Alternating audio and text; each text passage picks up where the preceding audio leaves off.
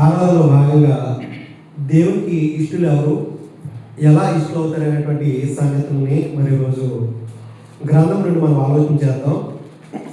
దేవునికి ఇష్టలు ఎవరు, ఇష్టలుగా ఎలా ఉండగలరు, లేకపోతే ఎవరు ఇష్టలుగా ఉండగలరు అనేది మనం ఆలోచన చేస్తే చదవబడినటువంటి వాక్య భాగం నుంచి కొన్ని విషయాలు మనం ఆలోచన చేద్దాం. ఈ అధ్యాయం అంతా కూడా దేవునికి ఇష్టలైన వారే కనిపిస్తూ ఉంటున్నారు. హెబ్రీ పత్రిక 11వ అధ్యాయం అంతా కూడా దేవునికి ఇష్టలు ఎలా అయ్యారో 6వ వచనంలో తెలియాల్సినాడు కదా. విశ్వాసం లేకుండా దేవునికి ఇష్టడు ఉండడం అనేది అసాధ్యం అంటున్నారు. విశ్వాసం అనేది దేవుడు కోరుకుంటున్నాడు, కానీ అది ఎటువంటి విశ్వాసం అనేది కూడా మనం ఆలోచించాలి. అది లేకుండా దేవుడు ఇష్టపడడం అనేది అసంభవం అంట. చాలామంది అంటూ ఉంటారు కదా, ఇష్టపడాలంటే మనకు నచ్చిన విధంగా ఉంటే మనుషులు ఇష్టం ఉంటుంది, ఇతరులకి ఇష్టాలు ఉంటాయి, మన పట్ల మనకే కొన్ని ఇష్టాలు ఉంటాయి, కానీ మన అందరి పట్ల దేవుడు కూడా ఒక ఇష్టం అనేది ఉంది. మన పట్ల మనకున్న ఇష్టాలు మార్చుకోవచ్చు, ఇతరులకి మన పట్ల ఉన్న ఇష్టాలు కూడా మార్చుకోవచ్చు, కానీ దేవుడికి మన పట్ల ఉన్న ఇష్టాలు మాత్రమైనా మార్చుకోవచ్చు. ఆయన ఎలా అయితే కోరుకున్నాడో ఆ విధంగా ఉంటేనే ఆయన ఇష్టపడతాడనే సంగతి మనకు అర్థం తెలియాల్సింది. పెళ్లికి ముందు మనకు కొన్ని ఇష్టాలు ఉంటాయి. నాకు వచ్చే భార్య ఇలా ఉండాలి, నాకు వచ్చే భర్త ఇలా ఉండాలి. వచ్చిన తర్వాత విధి విధానాలను బట్టి ఇష్టాలు కూడా మనం మార్చేసుకుంటాం. అలాగా దేవుడు మార్చుకోడు. తన కుమారుడితో ప్రదానం చేయబడిన తర్వాత, లేకపోతే తన కుమారుని రక్తం చేయబడిన తర్వాత ఆయన ఏ విధంగా కావాలనుకుంటున్నాడో ఆ విధంగా బ్రతికితేనే ఇష్టలుగా జీవిస్తారన్న సంగతి తెలియాల్సినాడు. మొట్టమొదటి ఆయన అంటున్నాడు, విశ్వాసం లేకుండా దేవునికి ఇష్టడై ఉండడం అనేది అసాధ్యము అంటున్నాడు. ఇష్టంగా మనం ఎప్పుడు ఇష్టపడతాం తనని? కొంతమంది అందాన్ని చూసి ఇష్టపడేవారు ఉంటారు, శరీరాన్ని బట్టి. ఇంకొంతమంది అందం లేకపోయినా కానీ హృదయాన్ని బట్టి ఇష్టపడేవాళ్ళు ఉంటారు.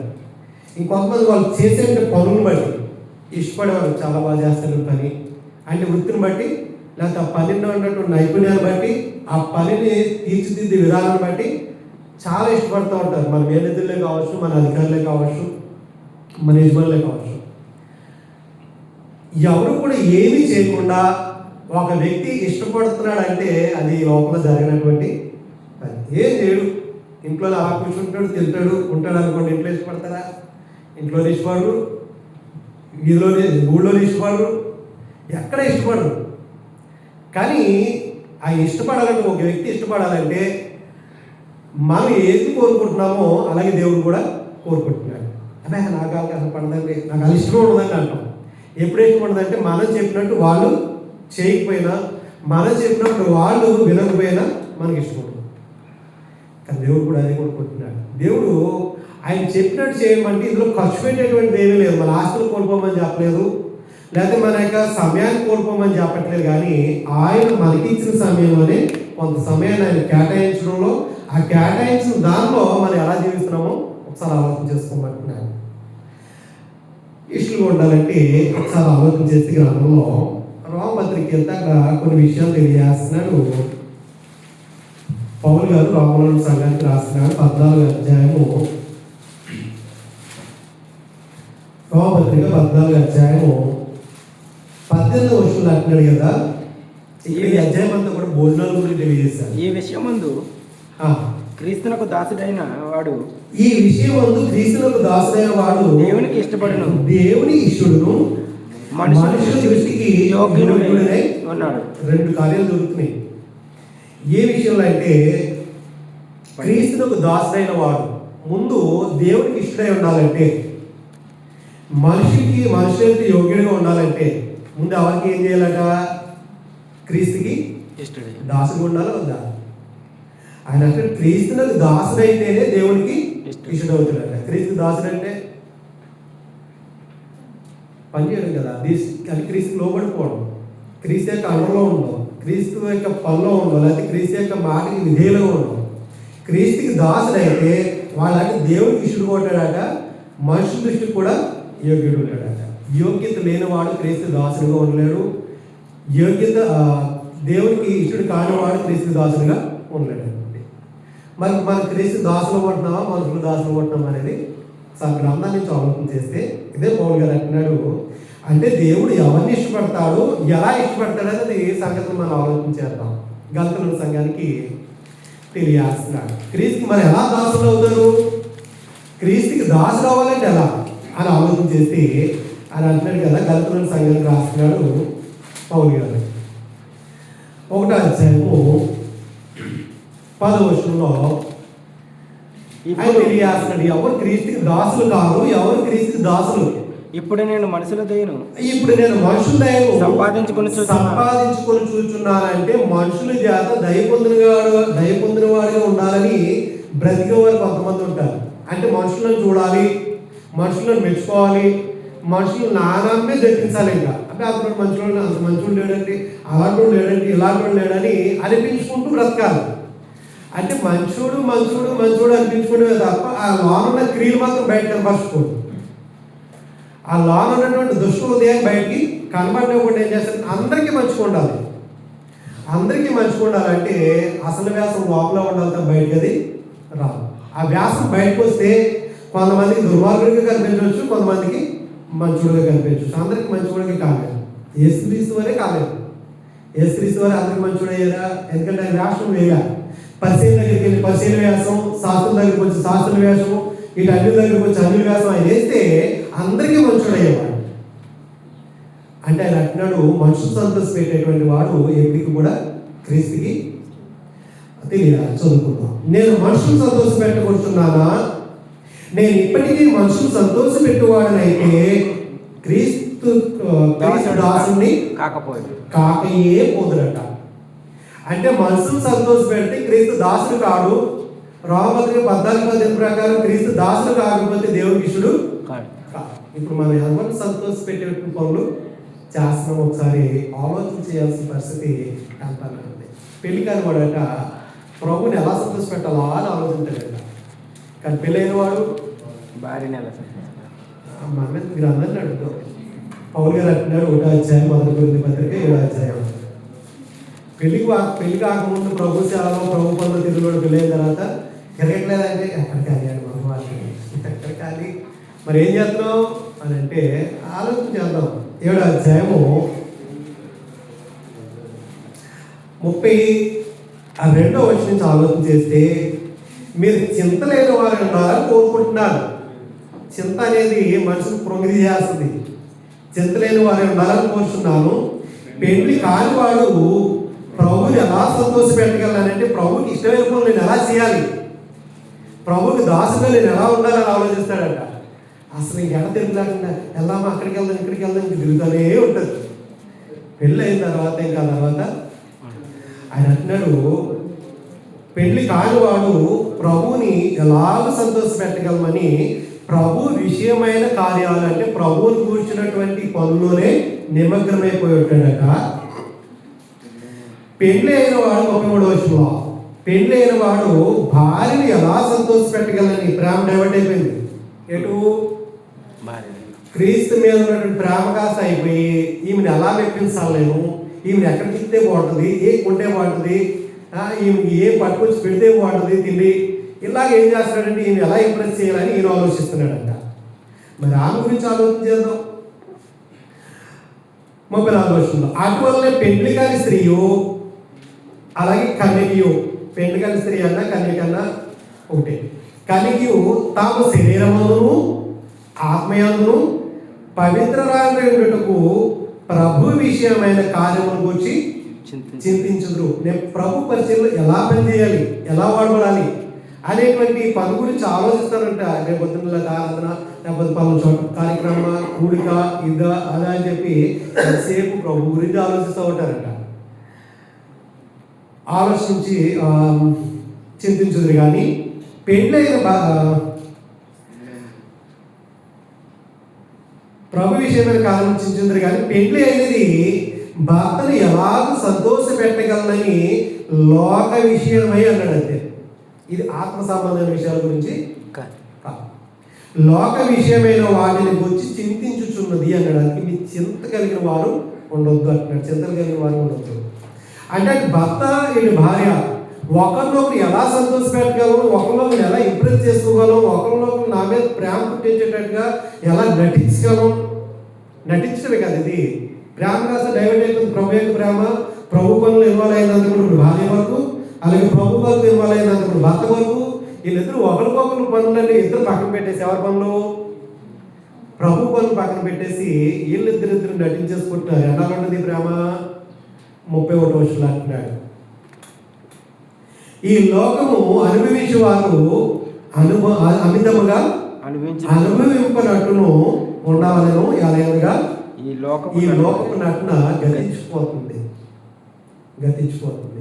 కాబట్టి ప్రభు కన్నా ఎక్కువగా ఎవరిని కూడా ప్రేమించడానికి, ఎక్కువగా ఎవరిని సంతోషపెట్టి తప్పలేదు.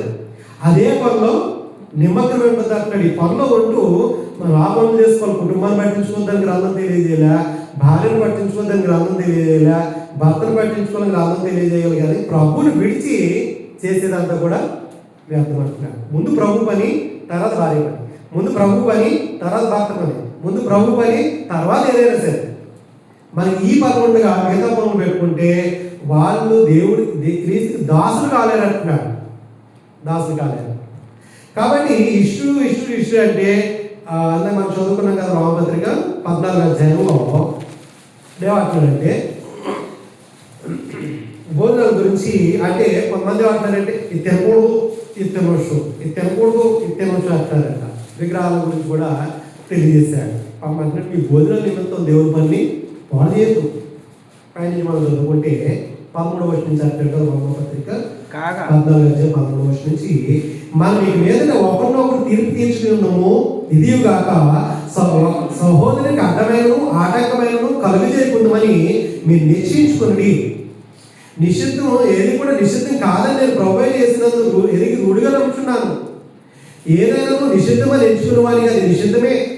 నీ సహోదరుడు నీ భోజనం మూలంగా దుఃఖించిన నీ వైపు ప్రేమ కలిగి నడుచుకున్నవాడు భోజనం నిమిత్తమే నీ కొరకు ఒకడు ఆగిపోతున్నాడంటే, నీ కొరకు ఒకడు వెనక్కి వెళ్ళిపోతున్నాడంటే, దేవుని నుంచి లేదా ప్రభు నుంచి లోపల కలిసిపోతున్నాడంటే, అంటే తినేస్తున్నావా, తినకూడదు, బలవంతం చెప్పకూడదు. దేవుని వరకు వాక్యం చెప్తే వాళ్ళే మారుతారు. మనం ఏం తినొచ్చో ఏం తినకూడదు. చిన్నపిల్లలకి ఎలా చెప్తాం? రాగం చెప్తే నాయన తినకూడదు, కారం ఉంటుంది, ఇది తినకూడదు, పుల్లగొంటుంది, ఇది తినకూడదు అని ఏమో చెప్తూ ఉంటాం. అలాగే కొత్త వచ్చిన వారిని ఇది తినకూడదు, అది తినకూడదు అని, అది తినవచ్చు, అదే తినాలని చెప్పి. ఎందుకంటే కింద అంటున్నాడు కదా, 4వ వచనంలో అంటున్నాడు, సారీ 4వ వచనంలోనే అయ్యా అంటే దినములు లక్ష్య పెట్టినవాడు ప్రభు కోసమే లక్ష్య పెట్టుచున్నాడు, తినవాడు దేవునికి బృందాలు చెల్లించున్నాడు కనుక ప్రభు కోసమే తింటున్నాడు, తినవాడు ప్రభు కోసం తినడం అని దేవుని బృందాలు చెల్లించున్నాడు. ఇద్దరు కూడా దేవుని కొరకు బ్రతుకుతున్నారు. తినేవాడు దేవుని కొరకు బ్రతుకుతున్నాడు, తినవాడు కూడా దేవుని కొరకు బ్రతుకుతున్నాడు. తీర్పు చేస్తొద్దు అంటున్నాడు. దేవుని వాక్యం మాత్రమే చెప్పు, దేవునికి వాక్యం ఎలా ఉంది అలాగా చెప్పు. మీకున్నది మేలైన పదావచనం, మీకున్నది మేలైన మీకున్న మేలైనది దూషణ పాలు కానీ ఎప్పుడు. దేవుని రాజ్యం అంటే భోజనము పానం కాదు కానీ నీతియు సమాధానమును పరిశుద్ధాత్మని ఆనందమై ఉన్నది. దేవుని రాజ్యం అంటే సంఘం అంటే భోజనం చేసామా, తాగేసామా, డ్రింకులు తాగేసామా, భోజనం చేసామా, పొట్టు నింపామా, వెళ్ళావా అన్నది కాదట. దేవుని రాజ్యం అంటే అందులో నీతి. అందుకని అంటాడు మొదట నీతిని, ఆయన రాజ్యాన్ని అంటున్నాడు. ఆయన రాజ్యంలో వెళ్ళేది మనం భోజనాలు నిమిత్తం, వారం భోజనాలు వెళ్తారండి అని మాత్రం మనం పిలవదు. ఆరాధన అనంతరం మనం భోజనాలు ఉంటాయి. అది ఎప్పుడో ఒకసారి మన పర్టికులర్గా కూడా ఒకసారి ఉండొచ్చు, ఒకసారి క్యాన్సర్ అయిపోవచ్చు. భోజనాల నిమిత్తం వస్తే భోజనాలు ఎట్టకపోతే వస్తారా? రాదు. శనివారం కుమ్మరిగారి కూడా జరుగుతుంది కదా, భోజనాలు ఎక్కడానికి వస్తారా? లాస్ట్ శనివారం ఎవరు వస్తారు? వాకింగ్ వరకు వచ్చేవారు మాత్రమే వస్తారు. భోజనం వరకు వచ్చేవాడు ఏం చేస్తారు? ఉండరు కదా, ఏమంటున్నారు? భోజనం వరకు వచ్చేవాడికి ఆయనకి నచ్చినవి ఉంటే వల్ల వస్తారు, నచ్చినవి ఉంటే రాగలరు. ఎందుకంటే వాళ్ళు తినబోతులు కాబట్టి తిండి వరకే ఆలోచన, తింటారు తగ్గైపోతారు. ఆయన అంటున్నాడు దేవుని రాజ్యం అంటే సంఘం అంటే అది కాదు. సంఘం అంటే వాళ్ళకి ఏమర్థమైందంటే అక్కడ అన్నీ ఉండాలి, మన ముక్క కక్క అన్నీ ఉండేది అది సంఘం. అది కాదు సంఘం అంటున్నాడు. దేవుని రాజ్యం అంటే నీతి, సమాధానము, పరిశుద్ధాత్మని ఆనందం, ప్రభునందు ఆనందించడం ఉంటుంది ఈ వాక్యం ద్వారా. కాబట్టి ఆయన అంటాడు ఈ విషయం అందు క్రీస్తులకు దాసులైన వాడు ఈ విషయంలో లోబడాలి అంటున్నాడు. దాసుడు ఉండాలి. దాసుగా కాకపోతే అంటే మనుషులు సంతోషపెట్టేవాడు ఉంటే కనుక మనం ఎప్పుడు కూడా క్రీస్తుకి దాసుడుగా ఉండలేడు అంటున్నాడు. దాసుడు ఉంటాడు కాబట్టి మనం మనుషులు సంతోషపెట్టేటువంటి వాద చేసినా, మనుషులు సంతోషపెట్టేటువంటి పనులు చేసినా క్రీస్తుకి ఎప్పటికీ కూడా దాసుడిగా ఉండలేడు. మరి క్రీస్తు దాసుడిగా లేకపోతే దేవునికి ఇష్టలుగా ఎలా ఉంటారు? మొదటి సమయం గ్రంథంలో ఆయన ఎలా సంతోషపడతాడు? దేవుడికి ఇష్టలుగా లేకుండా ఎన్ని పనులు చేస్తే ఆయన ఎలా సంతోషపడతాడు? బళ్ళు అర్పించేస్తే సంతోషపడతాడా అంటే నీ బళ్ళు నాకు ఇచ్చేస్తున్నాడు. మొదటి సమయం గ్రంథం 15వ అధ్యాయము 22వ వచనంలో ప్రవక్త అయినటువంటి లేదా న్యాయపేత అయినటువంటి సమూయేలు గారు అంటున్నారు. ఆలోచించేద్దాం గ్రంథం నుంచి. అందుకు సమూయేలు తాను సెలవిచ్చిన ఆజ్ఞను అంటే దేవుడు సెలవిచ్చినటువంటి ఆజ్ఞను ఒకటే గైకొనుట వలన యెహోవా సంతోషిస్తాడు. ఒకడు దహన బలుల్ని అర్పించడం వల్ల ఆయన సంతోషించిన ఆలోచించుకో. క్వశ్చన్ మార్క్ నీకే అంటున్నాడు ఆయన. క్వశ్చన్ మార్క్ మనకి చక్కగా నైవేద్యం పెట్టి వేయడానికి మన దేవుడు విగ్రహాల్లో లేడు. విగ్రహం అంటే దేవుడు కాదు. ఆయన నైవేద్యాల వల్ల సంతోషించే దేవుడు కాదు. ఆయన అంటున్నాడు ఆయన మాట వినాలని కోరుకునే దేవుడు అంటుంది. ఆయన మాట అంటున్నాడంటే నా కుమారుడు దాసుడు ఉంటావా, నా కుమార్తె సహవాసం చేస్తావా అంటున్నాడు. ఆయన కుమార్తె సహవాసం చేయడం అనేది మనం ఆలోచించేద్దాం. అంటే దాని బళ్ళు అర్పించేసాము, బళ్ళు అర్పించేసి మరి సౌలు విరవేగిపోతున్నాడు. పర్లేదులే బలుసున్న గొర్రెలు ఉన్నాయి మన దగ్గర, దేవుడు బలి ఇచ్చేద్దామని చెప్పి శపింపబడిన దాంట్లో తీసుకొస్తున్నాడంటే ఆయన వద్దన్న దాన్ని తీసుకొచ్చి ఆయనగా అర్పించాలనుకుంటున్నారట. వాళ్ళు తినడానికి కూడా కాదు. దేవుడు ఏదైతే ముక్కుపోతున్నాడో దాన్నే తీసుకొచ్చి ఆయనకి అర్పిద్దామంటే అది అతిక్రమించుట అంటున్నాడు. అతిక్రమం అది. కాబట్టి ఆయన అంటున్నాడు ఆలోచించు.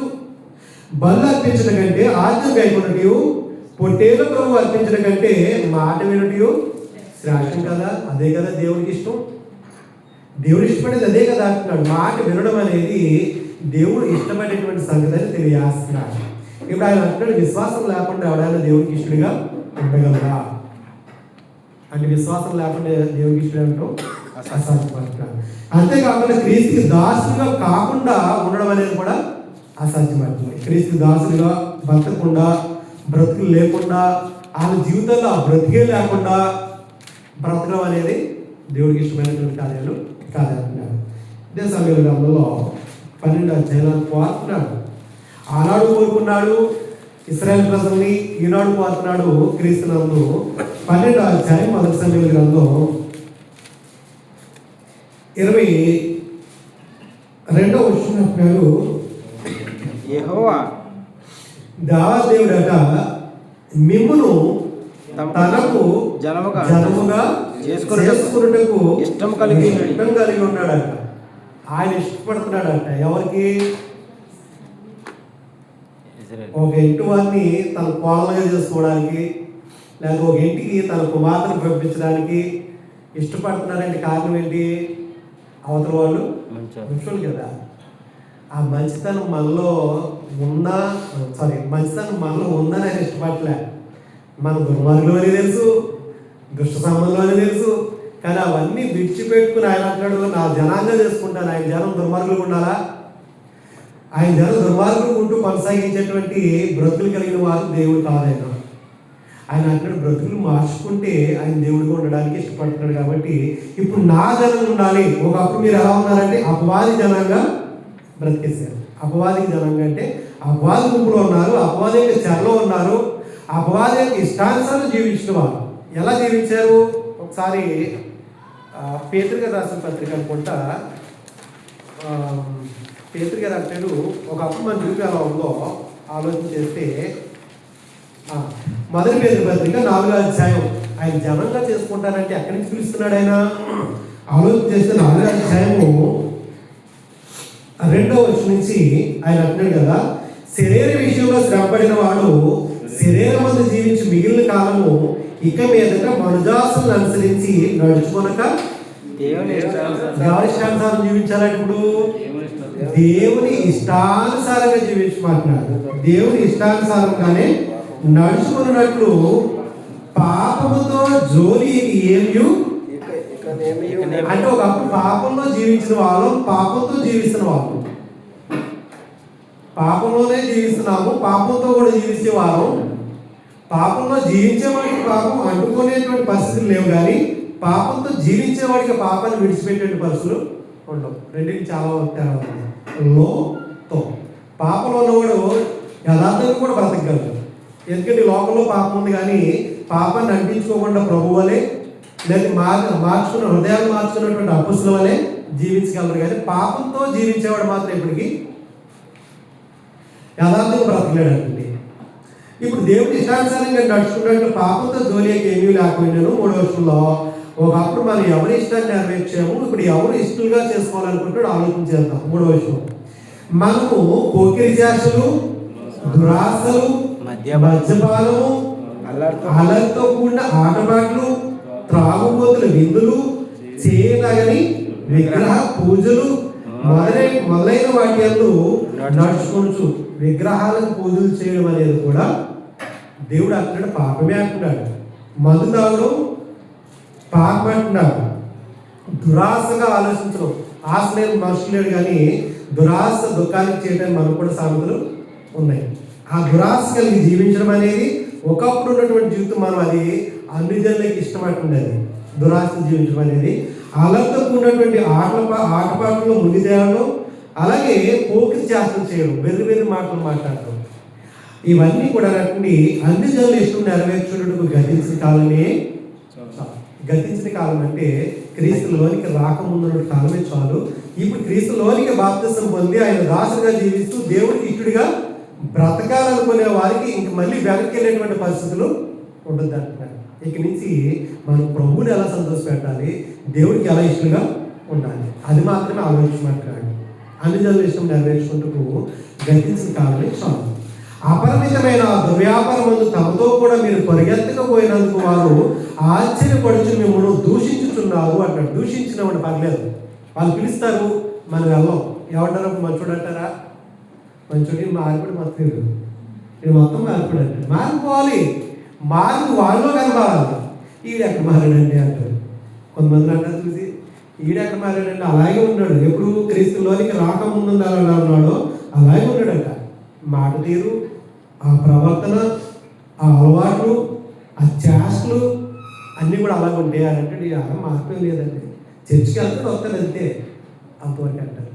అది అన్ని జనులకి మనలో మార్పు తెలియకపోతే క్రీస్తుకి దాసుగా ఎలా బ్రతకగలం, దేవుడికి ఇష్టలుగా ఎలా బ్రతకగలం? కాబట్టి ఆయన అంటున్నాడు, ఇప్పుడు విశ్వాసం లేకుండా దేవుడికి ఇష్టం ఉండడం అనేది అసాధ్యం అంటున్నాడు. ఒకప్పుడు మనం అందరం కూడా విగ్రహ పూజ చేసుకోవడం చెప్పి, ఇప్పుడు అంటున్నాడు మరి విశ్వాసం కలగాలంటే ఏం చేయాలి? ఇప్పుడు రోమపత్రిక 10:17 విశ్వాసం కలగాలంటే వచ్చి వెళ్ళిపోవడం కాదండి. ఆలోచించారు. రోమపత్రిక 10:17లో ఆయన తెలియజేస్తున్నాడు పౌలు గారు, వినటి వలన విశ్వాసం కలిగిన వినాలి. ఏ వినాలంటే దేవుడి యొక్క మాటల్ని ఖాళీ ఉన్నప్పుడు మనం మొబైల్లో కాకపోతే అర్థమైన వాటి అందు ఆయన అంటున్నాడు సమయం ఏమి అవుతుందో తెలియదు, ఎప్పుడు మన జీవితాన్ని ముగింపు కూడా తెలియదు. ఎందుకో పక్క నుంచి భూకంపాలు అంటున్నాడు. ఎక్కడో ఒక చోట ఏంటంటే చాలా లక్షల పిడుగులు అంటే ఒకే చోట మన ఒకే ప్రాంతంలో, అది అంతవరకు వాస్తవం మనకేం తెలియదు, కానీ ఆ ఊరు నాశనమైపోతుంది. ఎందుకో తెలియదు. ఏమో అక్కడ ఇన్ని జరుగుతున్నాయి, కానీ మనల్ని ఇంకా దేవుడు రక్షిస్తున్నాడంటే ఏమో మన దేవుడి చిత్తం ఏమైందో ఆలోచన చేసుకోమంటున్నాడు. వినాలి. ఏ వినాలంటే మన సమయం కూడా దేవుడి మాటల్ని వినాలి. వింటే మన ఆత్మస్థితి బాగుంటుంది, దేవుడికి దగ్గరగా ఉండగలం, దేవుడికి ఇష్టలుగా ఉండగలం అనుకుంటే. దేవుడికి ఎప్పుడైతే మనం ఇష్టలుగా బ్రతికేమో ఆయన ఏదైనా ఇవ్వడానికి అస్సలు అంత తీయడంటే అని అంటాడు కదా. వినుటి వలన విశ్వాసం కలను, వినుటి కూడా క్రీస్తుని కూర్చిన మాట వల్లనే కలిగినట్టున్నాడు. ఇంకొకరి మాటల వల్ల, పెట్టకల వల్ల, నా తన కుటుంబం ఒకప్పుడు నా జీవితం ఇదండి, నేను అలా ఉండేవాడిని ఇలా ఉండేవాడిని, తన దేవుడు నన్ను దీవించేసాడు అన్నాడంటే వాటి వల్ల దేవుడికి ఏమాత్రం ఘనత కాలేకుంది. ఒకప్పుడు నేను పాపినండి, చాలా దుర్మార్గ పనులు చేసేవాడిని, కానీ ఇప్పుడు నేను అవన్నీ విడిచిపెట్టేశా అన్నప్పుడు ఎవడో ఒకళ్ళు అవుతాడు, ఏం మనిషి నువ్వు నిజంగా దుర్మార్గుడికి జీవిస్తున్నాడు అనుకోండి. మరలా ఒకప్పుడు మందు అయ్యేవాడు, ఇప్పుడు ఏమో పాస్టర్ అయిపోడు, తాగేస్తున్నాడు. అయినా సరే అప్పుడు ఏమాలంటే అబ్బాయి నేను ఒక మహాపాపనండి, ఏదో ఇలాగే మందు అయ్యేవాడు నేను, ఇప్పుడు మానేసాను అన్నాడు అనుకో, ఎవడో పార్ట్నర్ ఉంటాడు కదా, అందులో పార్ట్నర్ లేకుండా ఉంటాడా అని అంటే నువ్వెక్కడ మానేసావు అన్నాడు అనుకో, లేసి ఏమైపోద్ది, జీవితం పాడైపోద్ది.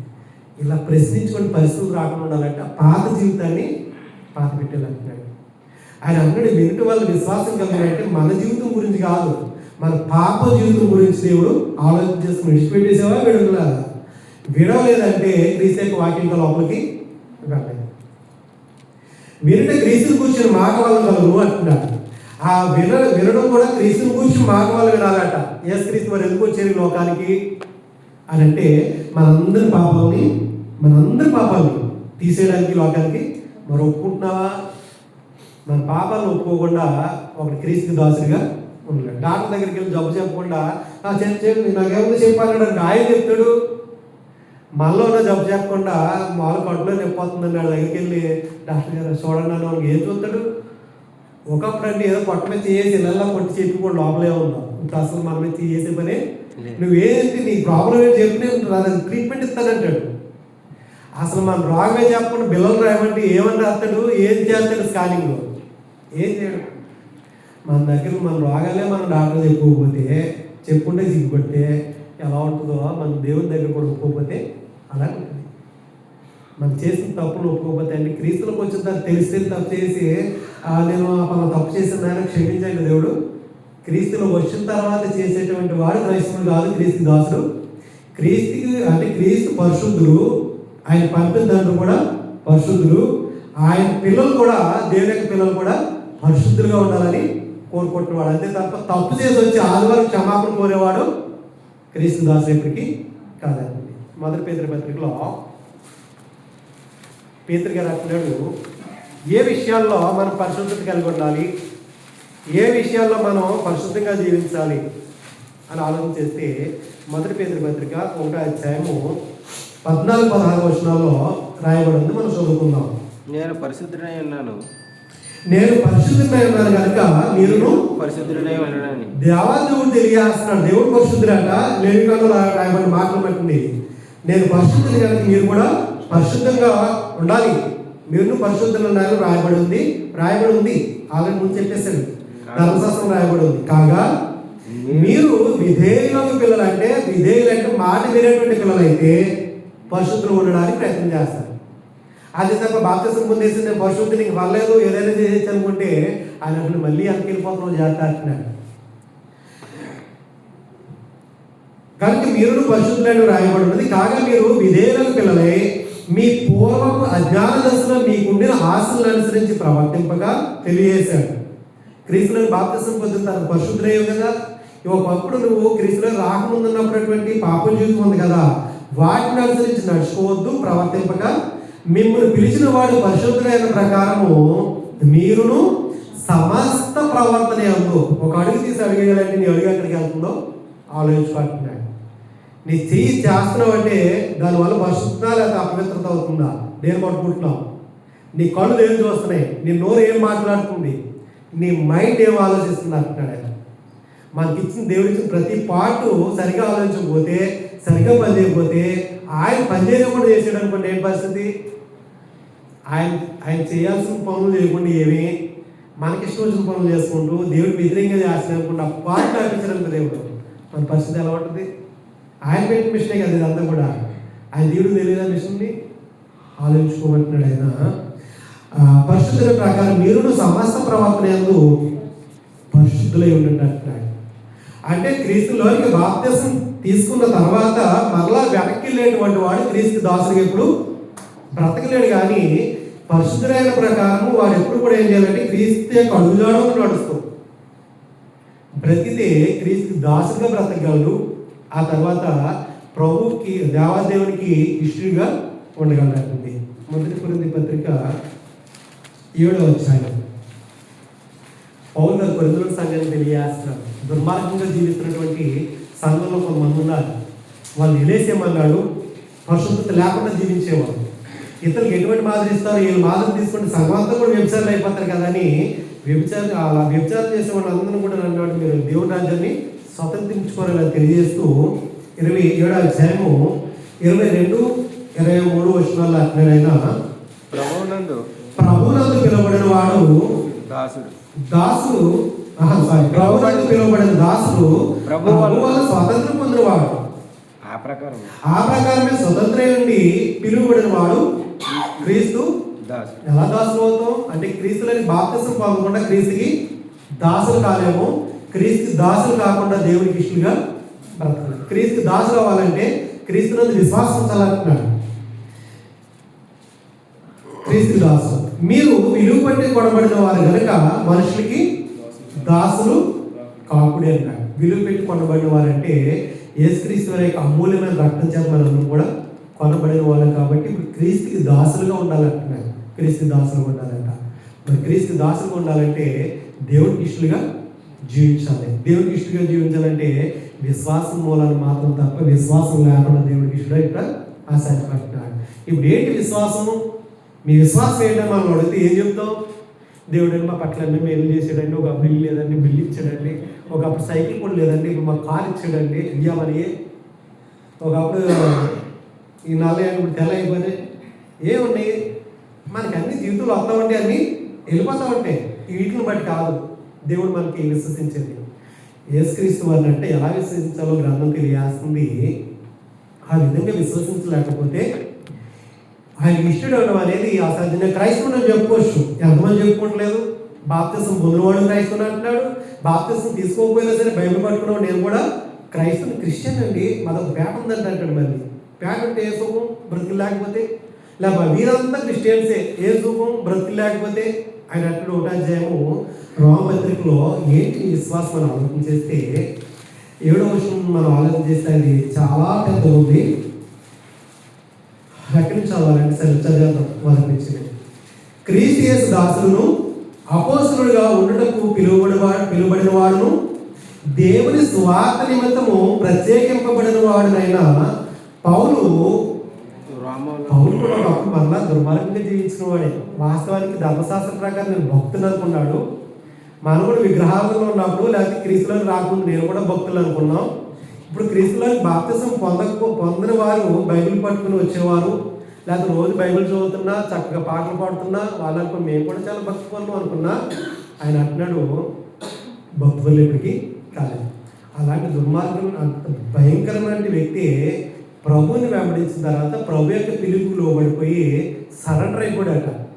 ఒకప్పుడు చెయ్యి ఎత్తేవాడు ఇప్పుడు చెయ్యి ఎత్తినా సరే చేతులు లాగట్లా బంధించేసాడు. దేవుడు ప్రభువుకి బందీలుగా ఉన్నాడట. అది అంటున్నాడు ఆయన దేవుని స్వార్థ నిమిత్తం ప్రత్యేకింపబడిన వాడైన పౌలు రోమాలో ఉన్నటువంటి దేవుని ప్రియులందరికీ అనగా ఇది బాప్తిసం తీసుకోని వారికి లేదా అన్యులుగా ఉన్నటువంటి వారికి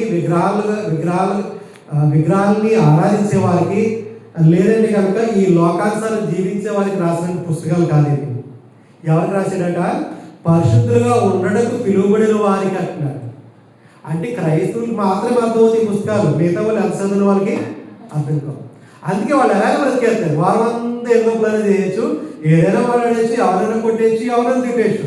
ఆదరణ వచ్చిన నేను తప్పు చేసాను, నన్ను క్షమించని లోపల మన పక్కడు కూడా నిలబడకుండా దేవుడు నన్ను క్షమించేది అయిపోయింది. వాళ్ళు అడగడం, వాళ్ళే క్షమించేయడం చెప్పుకోవడం. కోర్టుకి వెళ్ళి నిలబడి జడ్జి గారి దగ్గర నేను చెప్పేసాను, ఓకే సారీ చెప్పేసావు వెళ్ళిపోతానంటే, నేను సారీ చెప్పేసి నువ్వు క్షమించేసావు, తీర్పు ఏమి లేదని వెళ్ళిపోతాను ఊరుకుంటాడా? జడ్జి గారు ఊరుకునే నిలబడి కాసేపు అంటాడు. తీర్పు తీర్చుకోండి నేను కదా, తప్పు చేసి నువ్వే కదా, ఒప్పేసుకుంటే వెళ్ళిపోతావా అంటాడు. దేవుడు కూడా అంతే. ఆయన అంటాడు పరిశుద్ధులు ఉండడానికి పిలువబడిన వారందరికీ శుభం చెప్పినది అంటే మన తండ్రి అయిన దేవుడు ప్రభు అయిన యేసుక్రీస్తు కృప సమాధానాలు వారికి మాత్రమే మీకు కలుగును గాక.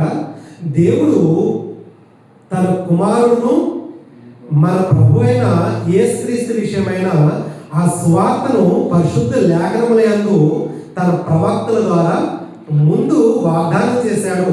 ప్రవక్త ద్వారా వాగ్దానం చేశాడు. సువార్త అంటే యేసుక్రీస్తు వారి యొక్క మరణం, సమాధి, పునరుద్ధానం. పుట్టుక లేదు అందులో. పుట్టుక అనేది ఈ లోకానికి రక్షణ కలగజేయడానికి వచ్చింది, కానీ పుట్టుకలో సువార్త అనేది కాదు. ఆయన చనిపోవడం అనేది సువార్త. మా క్రీస్తు శిలువలో మరణించబట్టే కదా మనకి సువార్త వచ్చింది. ఈ యేసు కాక మరో కేసుని అంటాడు. మరో కేసు అంటే ఎవరంటే పుట్టుకల గురించి మాత్రం చెప్తున్నారు. దాన్ని చాలా సెలబ్రేట్ చేస్తారు పుట్టుకుల గురించి, కానీ ఆయన మరణం గురించి అంతగా పట్టించుకోరు. రక్షణ పుట్టుకలో లేదు. యేసుక్రీస్తు మరి మరణించడం ద్వారా ఈ లోకానికి రక్షణ అనేది దేవుడు ఏర్పాటు చేసిన సంకల్పం అంటే అయింది.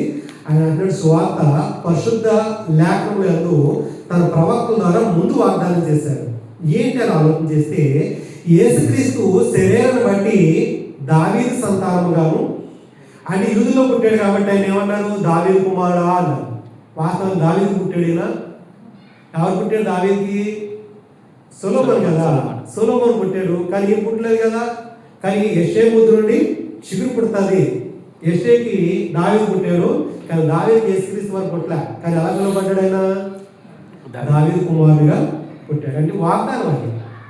అలాగే నీ కుమారుని నేను ఎలా చేస్తానంటే సూర్యుడు ఉన్నంత వరకు, ఆకాశం ఉన్నంత వరకు, చంద్రుడు ఉన్నంత వరకు ఆయన సింహాసనం ఎప్పటికీ నిలిచి ఉంటుంది అన్నాడు. సొలొమోన్ సింహాసనం నిలిచిందా? నిలలే. మరి ఎవరి సింహాసనం నిలిచింది? ఈయన గురించి ముందుగానే చెప్పుకుంటూ వస్తున్నాడు. ఆయన శరీరాన్ని బట్టి ఈ దేహంలో యూదుల నుంచి వచ్చాడు కాబట్టి, దావీదు వంశం నుంచి వచ్చాడు కాబట్టి దావీదు సంతానముగాను, మృతుల్లో నుండి పునరుద్ధారుడైనందున, అంటే చనిపోయిన తర్వాత సమాధి చేయబడిన తర్వాత ఆ మృతుల్లోకానికి వెళ్ళి మళ్ళీ ఏం చేశారంటే సజీవంగా తిరిగి లేపబడకపోతే ఈరోజు మనకు రక్షణ అనేది లేదు. మృతుల్లో నుండి పునరుద్ధారుడైనందున పరిశుద్ధమైన ఆత్మను బట్టి దేవుని కుమారుడిగా ప్రభావంతో నిరూపింపబడను. ఈ విశ్వాసం మనకు లేకపోతే ఆయనకి ఇష్టలుగా బ్రతకడం అనేది కష్టపడుతున్నాడు. ఆయన అసలు ఎలా దేవుని కుమారుడు అయ్యాడంటే ఆయన పునరుద్ధారుడు అవ్వకపోతే దేవుని కుమారుడు ఎప్పటికీ పిలువబడ్డాడు. ఆయన పరలోకంలో దేవుని కుమారుడు అంటే పరలోకంలో ఆయన దేవుని కుమారుడు అవుతాడు. భూమి మీదకి వచ్చి శరీరాన్ని ధరించుకున్న బట్టి దావీదు సంతానంగా అన్నాడు. ఒకప్పుడు దావీదు సంతానం కాదే పరలోకంలో ఉన్నప్పుడు. దేవుని యొక్క చిత్తాన్ని నెరవేర్చాలంటే ధ్యానం కావాలి కదా. ధ్యానం లేకుండా ఎలా నెరవేరుస్తాడు ఆయన? సకల ప్రతి ఒక్క మానవుని యొక్క పాపం తీసేటువంటి పరిహార నిమిత్తం గొర్రెపిల్లగా వదిలిపడాలంటే ధ్యానం లేకుండా ఆయన వదిలిపడలేడు. ధ్యానం లేకుండా ఆయన వదిలిపడలేనప్పుడు దేవుడు కుమారుడు ఎలా పిలుపడతాడు? కాబట్టి ఆయన ధ్యానం ధరించి లోకంలో జీవించి మనందరి పాపాల నిమిత్తం చనిపోవడం, సమాధి చేయబడడం, తిరిగి మృతుల్లో లేపడం ద్వారా ఆయన దేవుని కుమారుడిగా నిరూపింపబడ్డాడట. దేవుని కుమారుడు ప్రభావంతో నిరూపింపబడను. ఈయన నామ నిమిత్తము సమస్త జనులు విశ్వాసానికి రాశాడు. విశ్వాసానికి, ఇది విశ్వాసం అంటున్నారు. విశ్వాసానికి విధేయులన్నట్లు ఈయన ద్వారా మేము కృపను అపోస్తలత్వమును పొందితి అన్నాడు. ఇప్పుడు ఈ విశ్వాసం లేకుండా ఎబ్రీ పత్రికకి వెళ్ళిపోతాం. ఎబ్రీ పత్రిక కూడా విశ్వాసం జాబితా అంటే వాళ్ళు ఎలా విశ్వసించారంటే వాళ్ళకి తెలుసు ఆదాము మొదలుకొని అందరూ కూడా ఆయన గురించి ప్రవచించిన వారే క్రీస్తుల గురించి ప్రవచించిన వారు ప్రవక్తలయ్యారు. క్రీస్తుని గురించి ప్రవచించిన వారు ఆలోచన చేద్దాం. ఎబ్రీ పత్రిక 11వ అధ్యాయంలో అంటాడంటే ఆలోచనలో విశ్వాసం లేకుండా దేవుడికి ఇష్టం ఉండటం అసాధ్యపడుతుంది. ఆఖరిగా ఇష్టడైన వారికి దేవుడు ఇస్తాడంటే రోమపత్రిక 8వ అధ్యాయంలో 30వ వచనంలో అంటుంది దేవుడికి ఇష్టంగా బ్రతికిన వారికి ఏమి ఇస్తావు? నాకు అంటే మనం అంటాం కదా, నువ్వు నేను అంటే ఇష్టం అంటున్నావు కదా, నాకు ఏమి ఇస్తావు అని అన్నావు అనుకోండి. మనం ఏమి ఇస్తాం? మనకున్న స్తోమలోనే ఏదైనా ఇస్తాం. అందుకుమించి మనం బాగా ప్రేమించేది ఏది కూడా ఇస్తావా? ఆయన అంటున్నాడు రోమపత్రిక 8వ అధ్యాయం 30వ వచనంలో ఇట్లుండి ఏమందు దేవుడే మన పక్షాన ఉండగా, అంటే మన ఇష్టలుగా స్వీకరించిన తర్వాత ఆయన నాకు ఇష్టడే అన్నాడు కాబట్టి నేను తప్పిస్తున్నాను అంటాడు. దావీదు ఎన్నిసార్లు తప్పించలేదు, భక్తులందరూ కూడా ఎన్నిసార్లు తప్పించలేదు. ఎందుకు తప్పించాడు? ఇష్టలుగా ఉండబట్టి. ఇట్లా మనం ఏమంటాం? దేవుడు మన పక్షాన ఉండగా మనకి అది విరోధం ఎవరు? మన శత్రువు ఎవరు ఉన్నాడు? దేవుడికి ఎవరి శత్రువు? మనకు కూడా వాడే శత్రువు. దేవుడి దగ్గరికి వెళ్ళకుండా మనల్ని ఆపడానికి ఒక శత్రువు ఉన్నాడు, కానీ వాడు ఏం మనల్ని చేయలేడు. ఎందుకని? దేవుడు మన పక్షాన ఉన్నాడు కాబట్టి. దేవుడు మన పక్షాన ఉండగా మన విరోధి ఎవడు? తన సొంత కుమారుని అనుగ్రహించుటకు వెనుతీయక మనందరి వరకు ఆయన అప్పగించిన వాడు ఆయనతో పాటు సమస్తమును మనకి ఎందుకు అనుగ్రహింపుడు? ప్రశ్న. నాయన మరి నా కొరకే, లేకపోతే నా పాపల నిమిత్తమే నీ కుమారుడు పంపించాను అన్నావు. మరి నేను విశ్వసించాను కదా నీ కుమారుడని, మరి విశ్వసించమని రీతిలో విశ్వసించాను కదా, మరి నాకు ఎందుకు ఇవ్వట్లేదని అడగండి. ఎందుకు కూడా ఆయన ఈ లోపల మనకి ఏది అవసరమో అది ఇస్తాడు. అవసరం కాని మనకి ఆయన ఇవ్వడు. అవసరం కాని మన ఇవ్వచ్చు. మన సోదరులు ప్రార్థనలు కోరారు. బండి ప్రతి చోట కూడా భయంకరమైన ప్రమాదాలు ఏంటంటే బైకులు వాళ్ళకి అవసరం కాదని మనకు తెలుసు. ఎందుకంటే ఇంకా మైనారిటీ తెలియదని సంగతి మనకు తెలుసు. మా పిల్లడు ఎదిగిపోయి పొడుగ్గా ఉన్నాడు, బండి అందేస్తుంది. కాళ్ళు అందేస్తే ఏం కావాలి వాళ్ళకి? బైక్ ఇచ్చేయాలంటే ఆ నిలుపుతాడా, పడేస్తాడా, బతుకుతాడా, చచ్చిపోతాడా, క్షేమంగా తీసుకెళ్తాడా, ఎక్కడన్నా చనిపేస్తాడు కూడా వాళ్ళకి అవసరం లేదు. లైసెన్స్ లేదు, ఏమీ లేదు, వాళ్ళకి ఏం చేస్తారంటే ఇచ్చేస్తాడు. అట్లా అవుతాడు. వెళ్ళవలసిన స్పీడ్ తేలు, రోడ్ మార్నింగ్ వెళ్ళిపోవడం, కంట్రోల్ లేక పడిపోవడం. అది మన ఇష్టం. అది మన ఇష్టం. మనకు ఆడికి అవసరం లేకపోయినా అది చనిపోతాడు అని తెలిసినా కూడా చనిపోతే తెలిసి ఇస్తాం. మన నిజామాబాద్లో అలాగే టర్నింగ్లో వెళ్ళి అలా పాకుంటే ఎప్పుడు చాలా వైరల్ అయింది వీడియో. ఆ టైంలో ఎవరు రాలేదు కాబట్టి బ్రతికాడు, వాడు బ్రతికాడు. అదే టైంలో ఎవరన్నా వస్తే వాడు చచ్చిపోదురు, వీళ్ళు చచ్చిపోతారు. పోలీసులు అక్కడ వచ్చి పట్టుకున్నారు. ఆయన అంటే ఏం మాట్లాడతలేదు కొడుకు. తల్లిదండ్రులు పిలిచారు, ఎందుకు ఇచ్చారు ఇంత పెద్దబండి? ఏడుతున్నాడంట, భోజనం చేయట్లేదంట ఇంట్లో. అంటించేస్తావా? కానీ దేవుడు మనకు అవసరం కాకపోతే అది ఏది అవసరమో పరలోకంలో తన కుమారుడిని పంపిన దేవుడు. ఆయన కుమారుని దాసులు ఉంటే పరలోకాన్ని మనకి ఇచ్చేటువంటి దేవుడు ఈ లోకంలో మనకి ఎందుకు దేవుడు ఏది అవసరమో అది ఇస్తాడంటుంది. కాబట్టి దేవుడికి మనం ఇష్టలుగా బ్రతుకుతున్నామా లేదనేది ఆలోచన చేసుకోవాలి. క్రీస్తు దాసు కాకపోతే ఎప్పటికీ దేవుడికి ఇష్టలుగా ఉంటుంది. మనసును సంతోషపెట్టే వాళ్ళైతే ఎప్పటికీ క్రీస్తు దాసుగా బ్రతకలేదు. కాబట్టి మనం ఎలా ఉన్నామో ప్రతి ఒక్కరు కూడా తమ పరిశీలన చేసుకోవాలని ఈ మాటలు నేను ఆశిస్తూ నేను హెచ్చరించుకుంటాను. శ్రద్ధగా మీకు అందరికీ నా ప్రశ్న యాస సమయంలో ప్రభాత మన మధ్యని క్రీస్తులను బాప్తిసం పొందిన మీ అందరూ కూడా